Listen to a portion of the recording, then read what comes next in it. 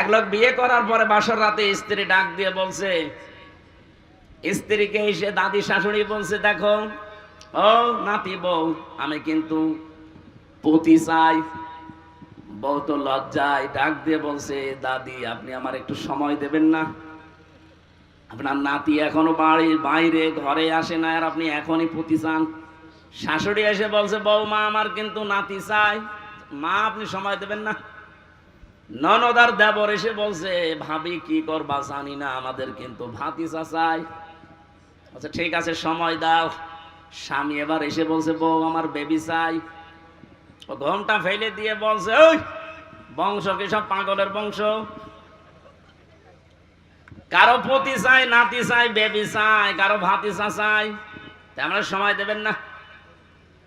10 মাস 10 দিন সময় দেন, এরপরে বাকি কাজ কারবার ঠিক হোক। কিছুই নেই, এসে আপনি বসে পড়লেন আর সব চাই আমি কি ডাউনলোড করে নিয়ে আসবো? ঠিক আমাদের অবস্থা এখন এই পর্যায়ে আছি, আমরা কিচ্ছু চাই না। বাবা কি চাও? নির্বাচন চাই। আরে নির্বাচন তো আমরাও চাই। আপনি আবার ওদের দিয়ে নির্বাচন করাবেন? ওই 1628 জন মানুষই আছে, টাঙ্গাইলটা কুষ্টিয়ায়, কুষ্টিয়ারটা কুমারখালী, এই গেছি। মাল তো সব একই আছে, এক কথা বলেন না কেন?